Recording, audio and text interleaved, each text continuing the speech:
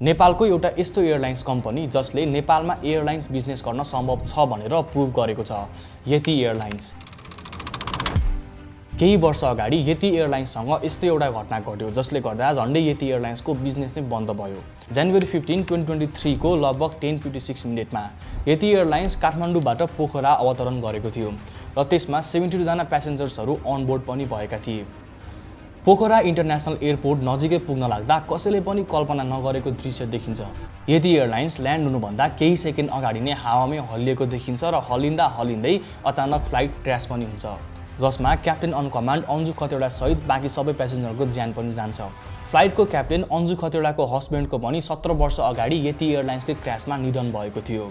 आकाशमा उडिरहेको यति एयरलाइन्स अचानक क्र्यास कसरी भयो त? पाइलटको गल्ती हो अथवा एयरलाइन्सले राम्रोसँग ट्रेनिङ नदिएको कि पोखरा इन्टरनेसनल एयरपोर्टको लोकेसन नै नमिलेको हो? यो क्र्यासपछि यति एयरलाइन्सको मार्केट सेयर र पब्लिक ट्रस्ट दुइटै डाउनफल भयो र अब प्यासेन्जर्सहरू यति एयरलाइन्स चढ्नबाट डराउन थाले। यो एयरक्राफ्ट के कारणले क्र्यास भयो त? पाइलट इरर अथवा सिस्टम फेलियर? यस विषयमा छानबिन समिति बनेर रिपोर्ट पनि बाहिरिसकेको छ। तर यो भिडियोमा आज हामी यति एयरलाइन्स कसरी क्र्यास भयो भन्दाखेरि पनि यति एयरलाइन्समा परेको इम्प्याक्टहरूको बारेमा जान्नेछौँ। सायद हामी सबैजनाले यति एयरलाइन्स पनि पुराना एयरलाइन्स कम्पनीहरू जसरी नै हराउँदै जानेछ भनेर सोचेका थियौँ, तर त्यसो भएन।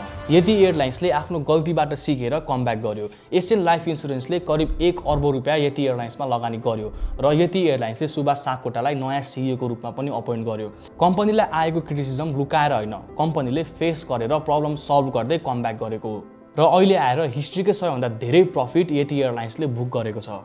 तर यो सबै बीच अझै पनि एउटै प्रश्न आउँछ, के तपाईँ अहिले पनि यति एयरलाइन्स चढ्नुहुन्छ त? यो सबै सुरु हुन्छ नेपालको एउटा दुर्गम ठाउँमा जन्मिएका आङसिरिङ शेर्पाबाट।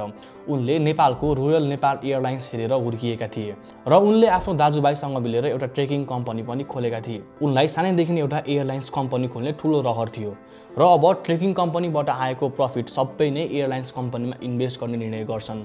उनले एउटा 19 seater twin otter DHC 6300 $42,000 American डलरमा पर्चेस गर्छन्। तपाईलाई सुन्दा अचम्म लाग्छ होला, तर त्यतिखेर $32,000 मा एउटा सानोतिनो गाउँ नै किन्न सकिन्थ्यो।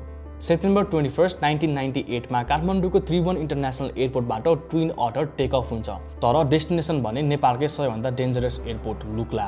करिब 9,000 फिटमा रहेको यो एयरपोर्ट नेपालको मात्र होइन, विश्वकै one of the most dangerous एयरपोर्टमा गनिन्छ र यति एयरलाइन्सको एयरक्राफ्ट सक्सेसफुली लुक्ला एयरपोर्टमा ल्यान्ड पनि हुन्छ र यो ल्यान्ड भएसँगै यति एयरलाइन्सले पब्लिक ट्रस्ट पनि गेन गर्छ। यति एयरलाइन्सको सुरुवाती चरणमा आङसिरिङ शेर्पाले नै आफै नै पाइलट इन कमान्ड भएर करिब 100 भन्दा धेरै फ्लाइटहरू अटेन्ड गरे। उनी फ्लाइट अटेन्ड गर्दाखेरि ककपिटमै सुत्ने गर्थे किनकि त्यतिखेर लुक्लामा राम्रो होटल पनि थिएन। 2001 सम्म आइपुग्दाखेरि यति एयरलाइन्ससँग 3वटा ट्विन अटर र एउटा डोर्नियर एयरक्राफ्ट थियो। सबै कुराहरू स्मुथली चलिरहेको बेलामा 21 जुन 2006 मा एउटा नराम्रो इन्सिडेन्ट हुन्छ, जहाँ यति एयरलाइन्सको DHC 6300 एयरक्राफ्ट क्र्यास हुन्छ, जसमा 9 जनाले ज्यान पनि गुमाउँछन्। यो इन्सिडेन्टलाई राम्रोसँग याद गर्नुहोला किनकि यस विषयमा हामी फेरि पनि कुरा गर्नेछौँ। 2006 को क्र्यासपछि यति एयरलाइन्स झन्डै नै ब्याङ्करप्ट भयो। आङसिरिङ शेर्पाले फन्ड्सहरू सेटल गर्नको लागि आफ्नो पुर्खौली जग्गा बेचेर फन्डहरू सेटल गरे। 2009 सम्म आइपुग्दाखेरि कम्पनी चलिरहेको थियो, तर राम्रोसँग ग्रोथ पनि देखिएको थिएन। आङसिरिङ शेर्पाले एउटा स्ट्र्याटेजिक मुभ लिन्छन् जसमा यति एयरलाइन्सको 2 टुक्रा गरिन्छ।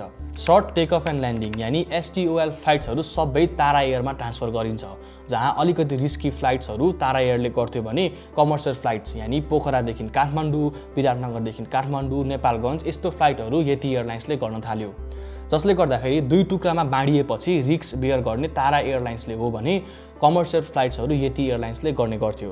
हो, यही स्ट्र्याटेजिक मुभले गर्दाखेरि यति एयरलाइन्स अहिले पनि सर्भाइभ गरिरहेको छ। तर यसैबीच 2019 मा आङसिरिङ शेर्पाको एउटा हेलिकप्टर क्र्यासमा निधन हुन्छ। उनको निधन भएसँगै कम्पनीको सबै जिम्मेवारी अब फ्यामिलीमा आउँछ। फ्यामिलीले यति एयरलाइन्स सञ्चालन गर्दाखेरि त्यति धेरै ग्रोथ नदेखिए पनि कम्पनी स्मुथली चलिरहेको थियो। तर यसैबीच कोभिड-19 को इम्प्याक्ट पर्छ र कम्पनीको रेभिन्यू अलिकति घटेको पनि देखिन्छ। कोभिड-19 सकिएपछि एयरलाइन्स कम्पनीहरू डेली अपरेसनमा आएसँगै रेभिन्यू पनि बढ्दै थियो। सबै अपरेसन्सहरू स्मुथली रन भइरहेको बेलामा यति एयरलाइन्समा एउटा इन्सिडेन्ट हुन्छ, जसले गर्दा यति एयरलाइन्सको बिजनेस नै झन्डै बन्द भएको थियो। हामीले सुरुमै कुरा गरेको इन्सिडेन्ट जनवरी 15, 2023 मा यति एयरलाइन्स पोखरामा क्र्यास हुन्छ र यो क्र्यासमा यति एयरलाइन्समा अनबोर्ड भएका सबै प्यासेन्जरको ज्यान जान्छ र क्याप्टेन अन्जु खतिवडाको पनि ज्यान जान्छ। उहाँकै हस्बेन्डको मृत्यु 2006 मा भएको यति एयरलाइन्सको क्र्यासमा भएको थियो। र 2023 को क्र्यासपछि यति एयरलाइन्सको सबै एयरक्राफ्टहरू ग्राउन्डेड हुन्छन्। उनीहरूलाई यो फेजबाट रिकभर गर्न एकदमै टाइम लाग्छ। 15 दिनसम्म यति एयरलाइन्सको कुनै पनि फ्लाइटहरू उड्दैनन्, जसले गर्दा रेभिन्यूमा इम्प्याक्ट पर्छ र पब्लिक ट्रस्ट त घटि नै हाल्यो। र यो क्र्यासपछि भएको financial impact, market share decrease लगायत अरू विभिन्न प्रब्लमहरूलाई ट्याकल गर्नको लागि यति एयरलाइन्सले नयाँ सिइओ अपोइन्ट गर्छ, सुभाष सापकोटा। सुभाष सापकोटा उनी नेपालको लार्जेस्ट फिन्टेक कम्पनी इसेवाको फर्मर सिइओ पनि रहेका छन् र उनले यति एयरलाइन्सको सिइओको जिम्मेवारी लिएपछि कम्पनीले अलिकति डिफ्रेन्ट मोड लिन्छ। उनको फिन्टेक एक्सपिरियन्सलाई एभिएसन सेक्टरमा जोडेर उनले केही नयाँ इनोभेसन्सहरू पनि गर्छन्, जस्तै digital booking, QR cargo handling लगायत अरू डिफ्रेन्ट प्रब्लमहरूलाई ट्याकल गर्दै उनले केही नयाँ इनोभेसन गरेर यति एयरलाइन्सलाई नयाँ मोडमा ल्याइदिन्छन्।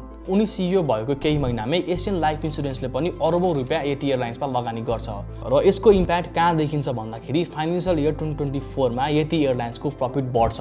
मार्केट सेयर पनि 17% बढेर 21% पुग्छ। यति मात्रै होइन, यति एयरलाइन्सले 2025 को 9 महिनामा अहिलेसम्मकै सबैभन्दा हाईएस्ट प्रफिट बुक गरेको छ। एउटा एयरलाइन्स कम्पनी, नेपालको एउटा यस्तो एयरलाइन्स कम्पनी जुन झन्डै 2 चोटि ब्याङ्क्रप्ट भएको थियो र अहिले one of the largest airlines company बनेको छ। र अब अन्तिममा अहिले यति एयरलाइन्सले आइपिओ प्रोसेसको लागि सेभनमा एप्लिकेसन दिएको छ र आइपिओबाट आएको पैसाले नयाँ एयरक्राफ्ट किन्ने र सोलर प्यानल हालेर एउटा ह्याङ्गर बनाउने भनिएको छ। यदि यति एयरलाइन्सको आइपिओ आयो भने नेपालकै फर्स्ट एभर एभिएसन सेक्टरको आइपिओ हुन्छ। यति एयरलाइन्समा पटक धक्का आए पनि एयरलाइन्सले क्रिटिसिजम इग्नोर नगरिकन फेस गर्नतिर लाग्यो र केही नयाँ इनोभेसन गर्दै सेफ्टी मेजर्सलाई प्रायोरिटीमा राख्यो। सायद यही नै उनीहरूको बिजनेस सक्सेसको रोडम्याप देखिन्छ। यस्तै अरू बिजनेस बाइट्सको लागि RMB फाइनेन्सलाई सब्सक्राइब गर्नुहोला।